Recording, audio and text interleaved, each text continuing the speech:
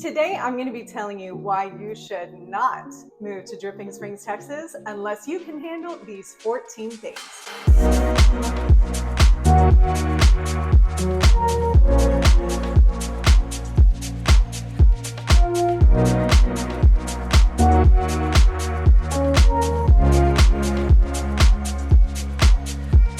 My name is Lauren Clark, and I'm a local real estate agent and resident of Dripping Springs, Texas.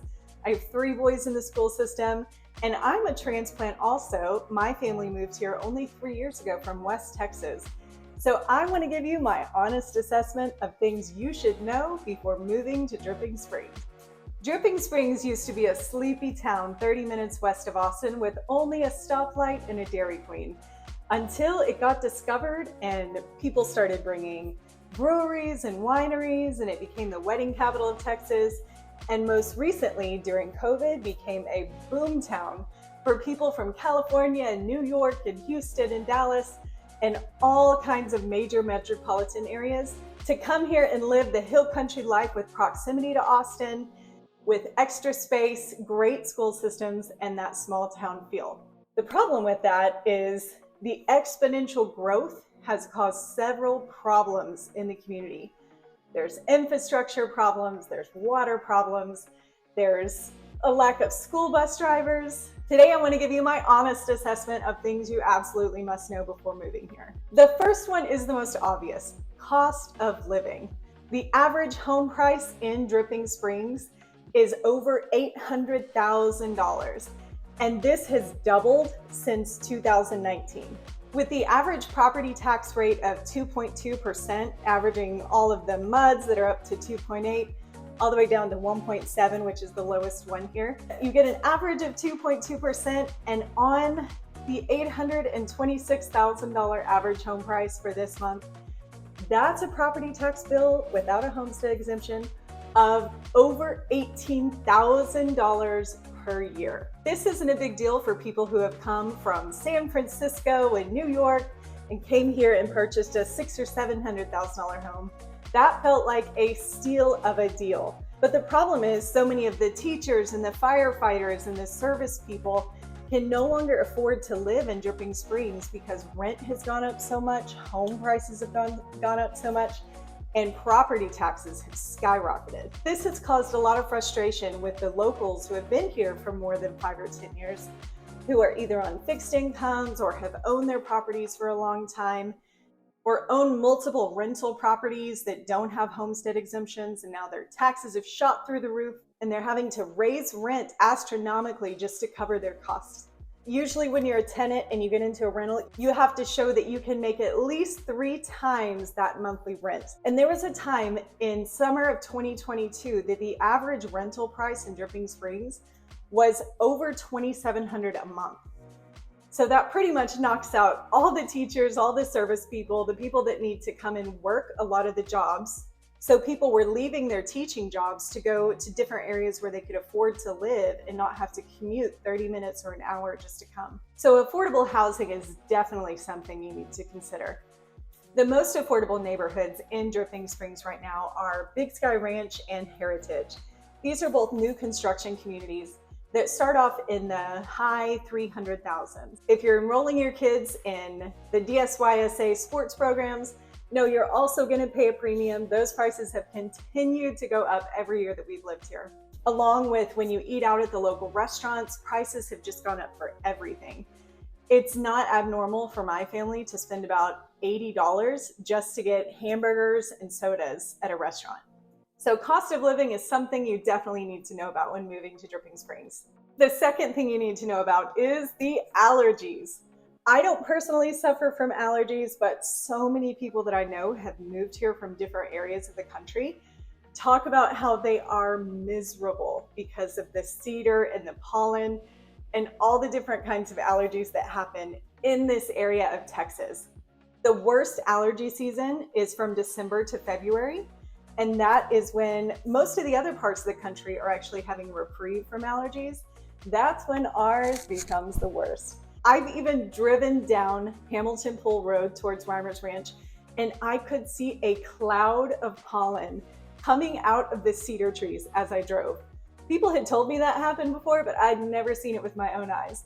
So if you suffer from allergies, that's something you definitely need to be aware of. Load up on all of your different allergy medicines, because if you spend a lot of time outside, you're gonna feel it. The third thing you need to know about is the bugs. There are so many bugs here in the hill country. You've got ticks, chiggers, scorpions. Those are the creepiest, worst bugs ever. And let's not forget about the fire ants. One thing you're gonna notice, no matter how well you spray your home, you're gonna have a trail of tiny ants in your pantry during the summers. It's just a thing here. Also, watch out in your yard when you see a little mound of dirt, because if you step in that thing, you are gonna get lit up with fire ant bites. If you've never dealt with chiggers before, you've got something awful coming.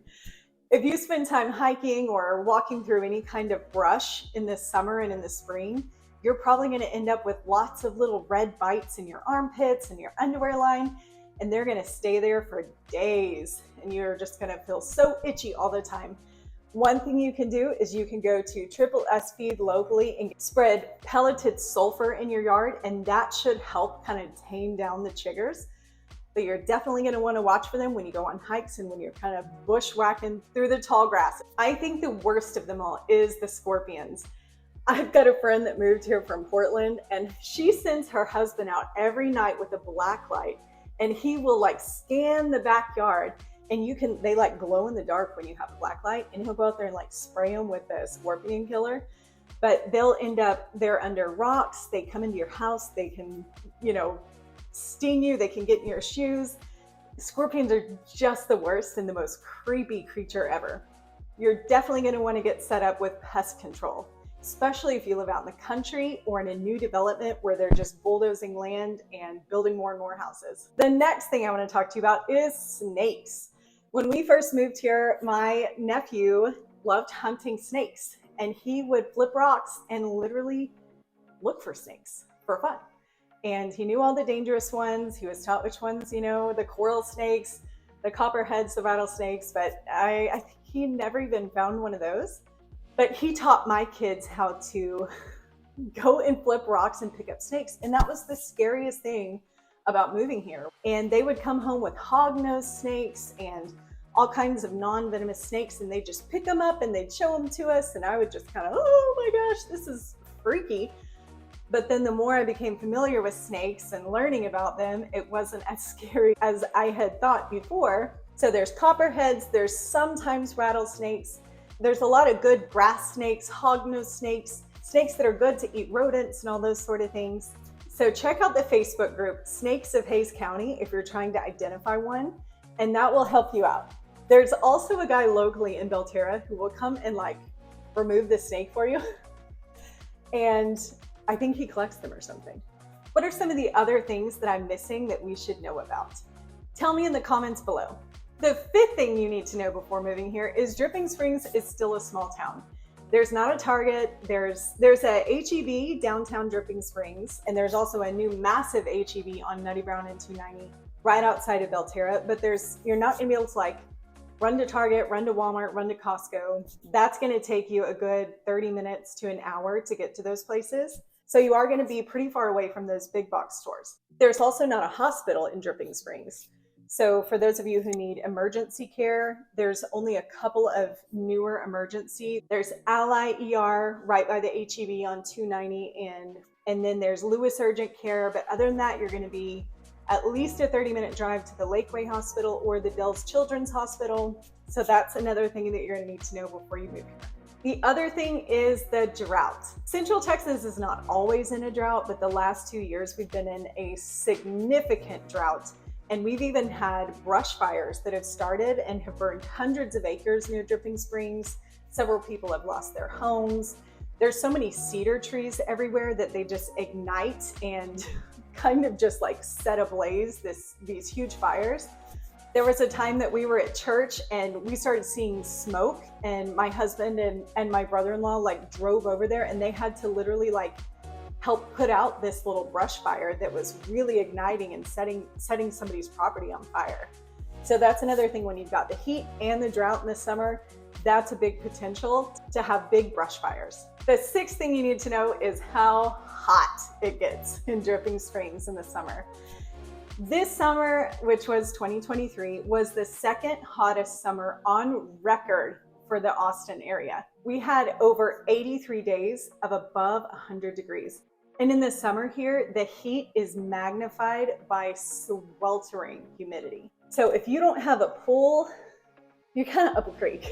And there's not really any relief if you're in the shade, because the humidity just makes it feel like, I don't even know, 10, 15 degrees hotter. You're just sweating all the time in the summer if you're outdoors.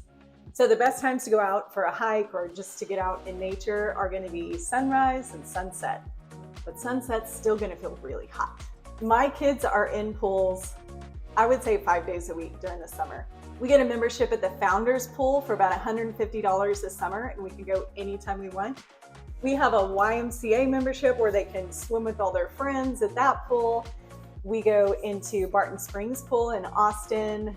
I know all the coldest river access spots in the Austin area. So we just kind of rotate water activities during the summer just to survive and get them off screens and out into the great outdoors. So if you're looking for any information on best places to swim in the summer, reach out to me and I'll let you know some of the best places to go. The next thing you need to be prepared for is weather extremes.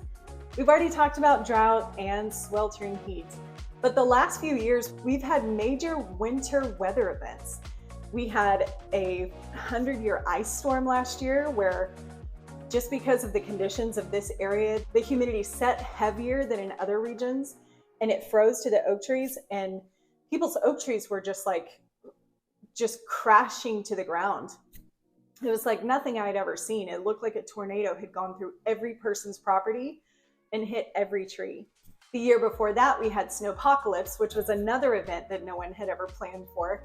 And it was so much snow, and it put so much pressure on ERCOT, the electrical grid in Texas. After that, everybody started buying generators so that that would never happen to them again. So that's one thing you may want to consider when moving here, is to get a generator in case we continue to have these kind of crazy weather events. The climate change and the crazy weather events has also made home insurance 22% more expensive in 2023 than past years. So that's something else to add to the cost of living when moving here, is that your home insurance is going to go up just because you live in this area. One of the coolest things to see during these winter crises was how people served each other.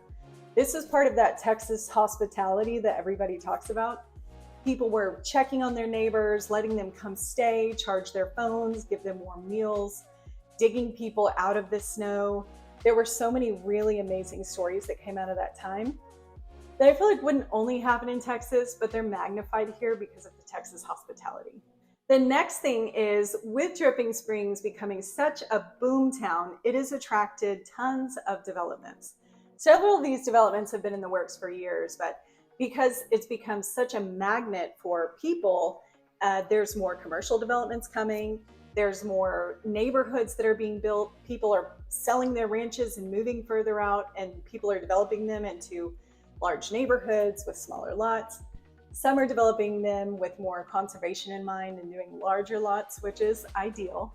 But there's going to be over 11,000 new homes in Dripping Springs in the next few years. And with the expansion of 290 in the next few years coming all the way to downtown Dripping Springs, people are worried that this is going to become the next Round Rock. The next thing you need to know about is that this is a dark sky community. So that means that there's very few street lights at night. And if there are street lights, they have to be pointed downward so that they don't disturb the migration of insects and bats and birds. But that means when you are driving, it is dark, so dark. It's kind of scary. I was at my sister-in-law's the other day, and she lives way out in the country, and we were looking out her back patio, and it was like crazy how dark it was. And you could hear coyotes in the distance, and a lot of people, when they come, they're surprised at how dark it feels and how scary it feels to drive down these winding roads where there's no light. Which brings me to the next thing of deer. There are more white-tailed deer in Hays County than anywhere else in the nation. You'll see a lot of times when you're driving through Belterra or a neighborhood, they're just kind of everywhere. Some people feed them, and they're not that big. They're kind of the size of Great Danes, which can be a problem when you're driving down these dark, dark roads at night. and one jumps across the road. There's so many dead deer on the sides of the road in the fall during the rut season, which is usually like mid-October to mid-December. You just have to like keep your brights on and like be hyper vigilant looking at the ditches to make sure that there's not any kind of feeding right there. You're gonna need to slow down and keep your eyes open so that you don't have a car crash. There's also coyotes. I know that in the Belterra Facebook groups, because of so much development and kind of destroying the natural habitat of these wild creatures, there's been like coyotes that are seen even in the middle of the day when people are walking their dogs, and it's kind of freaky, and you'll hear them at night. My husband went camping with my boys on some land off Fitzhugh last year, and he said that it sounded like there were like huge packs of coyotes all around him, and it was really freaky. So you'll definitely want to have protection for your chickens, your small animals, because they are definitely, as Dripping Springs gets developed further, it's going to push those wild animals more into neighborhoods, and you're going to see them more and more trying to eat your chickens, eat your rabbits, eat your goats, that sort of thing. One thing that a lot of people do here is they have Anatolian Shepherds or Great Pyrenees to help guard their goats or their chickens or their animals. And on the Dripping Springs Facebook page, you'll often see 2 Anatolian Shepherds are running on Fitzhugh. People are always posting on there about all the different dogs that are loose, which keeps things interesting and feeling pretty small town at the same time. There is an ominous mountain lion that's been reported over in Henley, so that's another thing to keep your eye out for. Some people say it's a myth, but some people say they have proof that it's roaming. So FYI, if you're kind of scared of like country animals, they're out there. So along with the drought come water issues. This is one of the biggest issues to the locals and to people who may not understand kind of what's happened in the last few years with the drought and with the exponential growth of the hill country in the Austin area. The aquifer supply has started to dwindle because so many people are digging wells, or just the water usage has gone nuts. I know when my sister-in-law moved here 8 years ago, they had a creek that would just run on their property half the year. And now it will maybe run for a couple hours whenever heavy rain comes, but it's never full anymore. This summer, because of the drought and the heat, so many people's wells were even running dry in certain areas of Dripping Springs.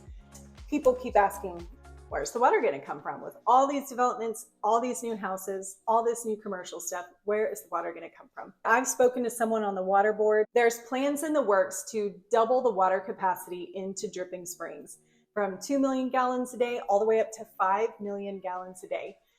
And they're not going to drain Lake Travis trying to get it. They're going to find another water source. I don't know, maybe East Texas where water is more plenteous. And that's really going to help people from having to dig into the aquifer to get a well, because they'll be able to hook into the city to get this water from a new source. I know this summer Jacob's Well stopped flowing, I think for like the 4th time ever. So many of the rivers were going dry.